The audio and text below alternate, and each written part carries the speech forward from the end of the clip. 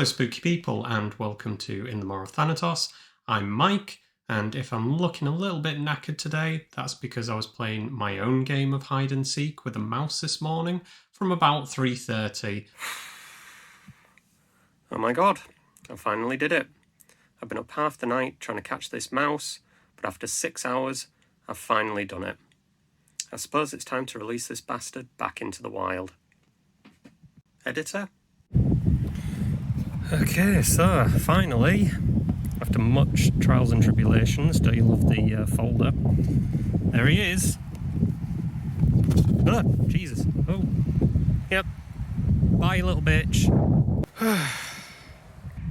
You're welcome. Today I'm going to be talking about one of my girlfriend's favourite horror movies. It's a film about love, marriage, and the hell of in-laws. This is Ready or Not.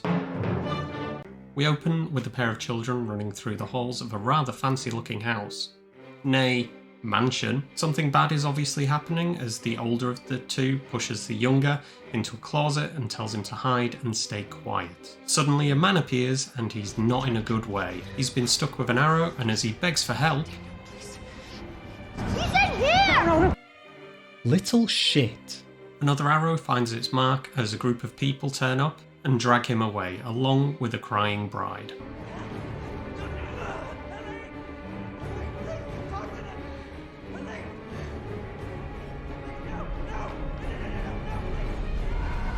"30 years later!" Our heroine Grace sits alone in an expensive-looking room, practicing her vows and giving us an insight into the overall family dynamic that she is about to join. Till death do us part. Her fiancé Alex turns up and he provides a little more exposition, talking about his family's wealth and how they're top dog in the gaming industry. Board games and stuff, not gaming. Alex's older brother Daniel appears, and after a little bit of horsing around, he leaves. At which point Alex talks some more about the Domas gaming dynasty, empire? Dominion. We prefer Dominion. Dominion. After which she gives her the opportunity to get out of the wedding. I'm giving you an out. Right now. Him doing that tells us that something isn't right, or is that just something that the wealthy do as a tradition to give their prospective bride or groom the option to not go through with it? I don't know. I'm not rich. Anyway, Grace is... all the way in. In the series of short scenes that follow, we get to meet pretty much the whole family. Daniel again and his gold-digging wife Charity, creepy Aunt Helene, who never fails to unnerve me quite effectively, but she's also kind of funny. Alex's father Tony and his mother Becky, the latter of whom actually likes Grace. She sees a lot of herself in the young bride, partly because both of them are joining or have joined the family from outside of the social elite. Alex's sister is running late, but she does appear later on. The ceremony proceeds without a hitch.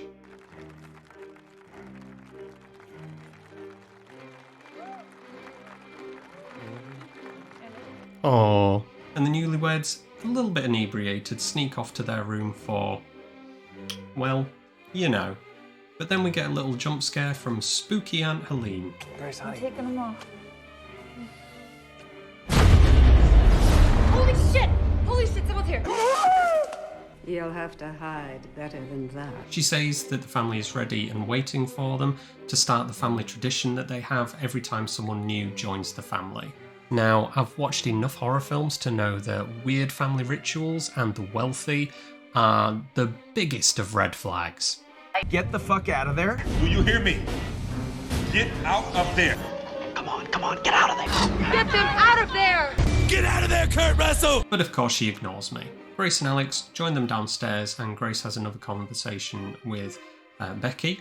And we find out that Alex had actually run away from the family, but only because of Grace's insistence that they be wed as he returned to the fold. As the time ticks down to midnight, Emily, the missing sister, arrives with her husband Fitch, and Auntie shows her funny side. Brown-haired niece, you continue to exist. She's definitely one of my favourite characters in this film. And then the family proceed to the family room.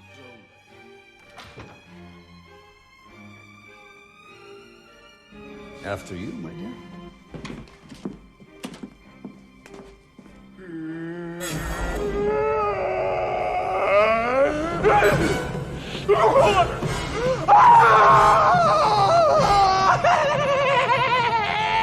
Something wrong.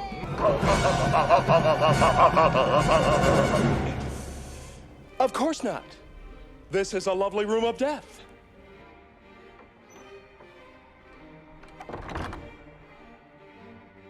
Alex looks most unhappy as his father begins relating the history of the Domases. It all began with a very generous benefactor.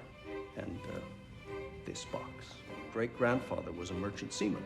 On one of his many excursions abroad, great-grandfather came to meet a Mr. LaBelle. Among Mr. LaBelle's possessions was that box.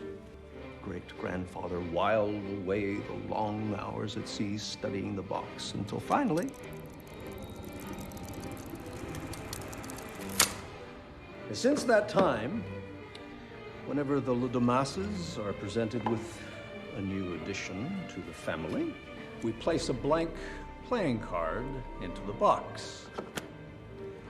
Our initiate then has the privilege of drawing the card, and Mr. LaBelle will tell us which game to play. As he speaks, a mysterious box is passed around the table, and it ends up with Grace, who takes the card that it gives her. What does it say, girl? It says hide and seek. Are we really going to play that? With the drawing of the card, the mood in the room drastically changes. The box. You opened it. We came. Things have definitely gone sideways. Grace goes to hide, and the cameras that are dotted around all over the inside of the house are turned off, and the doors and windows are all locked. And most worryingly of all, the Domas family start to arm up.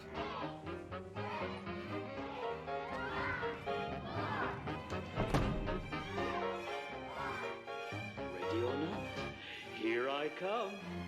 Uh-oh! The hunt is on, and we discover from Becky that this is only the second time that it's happened during her time with the family. Alex opts out, and Charity is given the job of guarding the door to the room that he's in, so that he doesn't go out and interfere with the game. She fails.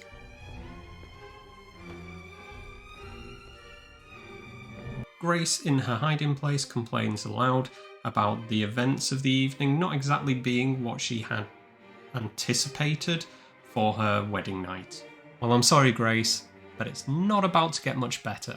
Having finally had enough, Grace leaves her hiding place and is grabbed by Alex. He hurriedly packs so the pair can leave. They are interrupted by Clara, a maid who was looking after Emily and Fitch's children, except she's lost one and she's playing her own version of hide and seek. They hide and Grace wants to come out because she doesn't really know what's happening.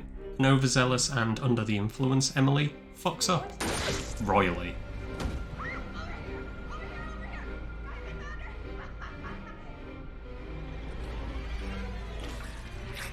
And now Grace understands the stakes of the game. I'll stop describing the story for fear of spoiling it. Like, there's nothing worse than having a joke explained to you before you've even heard it. So here are just a few of the highlights.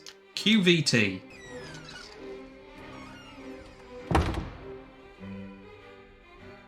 Found her. Mr. Domas, Mr. Domas, I just saw her running. How did you really think I would be stupid enough?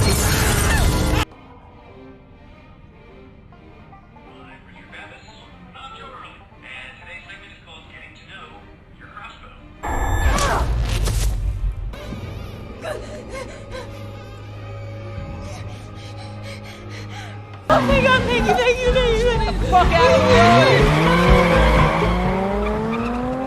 What the fuck is wrong with you? You fucking animal, you piece of shit, little tiny dick licker fucking asshole fucking eye!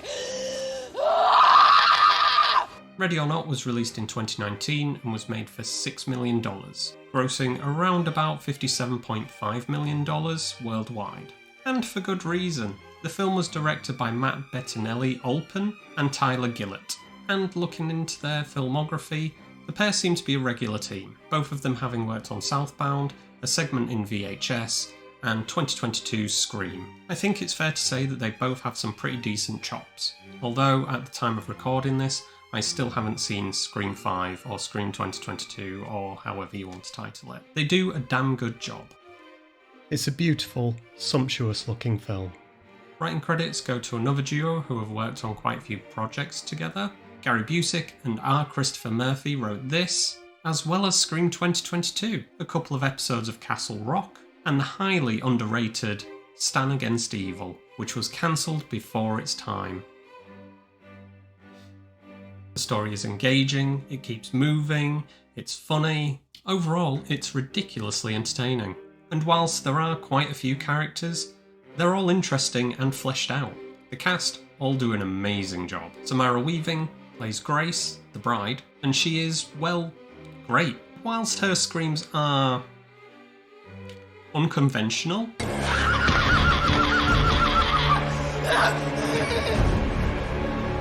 I'd say that they're more realistic than most of the scream queens in the business. She may be familiar to some of you as the titular babysitter in, well, The Babysitter, as well as appearing in the last 3 episodes of Ash vs. the Evil Dead, another show that had to end too soon.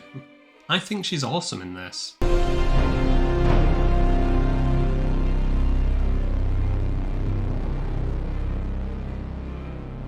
Jesus. And whenever I see her name in the credits for something, I know I'm in for a good time. Alex Mark O'Brien plays the conflicted fiancé/husband, and he does so with all the subtlety that the role needs. Adam Brody of OC fame, he's pretty good at portraying the alcoholic older brother who's torn between his loyalty to his family and his morals. The 2 surprising faces that appear in this film are the parents, Becky and Tony Domas, Andy McDowell and Henry Cerny. Is that how you pronounce it? I shouldn't really need to explain who Andy McDowell is. Groundhog Day, 4 Weddings and a Funeral, Magic Mike, and Cerny, who is generally the guy that you see in films and you go, oh, it's that guy. He's that guy.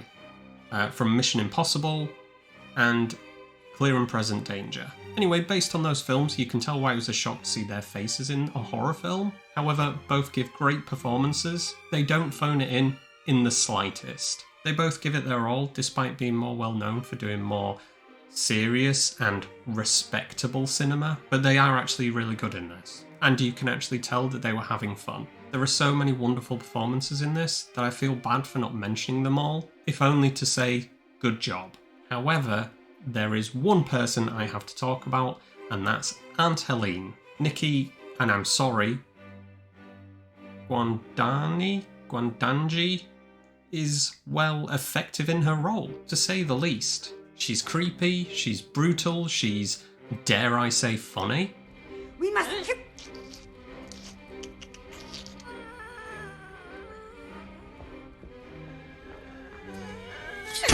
Oh, what the fuck? We must kill the bride by dawn. Those of you who are into indie science fiction might know her from the first Cube movie, another of my girlfriend's favourite movies, which I would totally recommend if you haven't seen it already. Overall, the casting choices do not disappoint. The special effects were largely practical, with some CGI augmentation, the way the good Lord intended. So it'll be no surprise how awesome they look. The story is full of twists and surprises, and that ending, oh my yes. With all that being said, would I recommend Ready or Not? You bet your creepy ass aunt I would. It's fun, funny, gory, and one hell of a good time. I suggest that you immediately track the film down and watch it tonight. If you enjoyed this video, then please like and subscribe. Remember to stay safe, stay weird, and most importantly, stay spooky. Thank you for watching. Bye bye. Oof, I don't feel so well. No!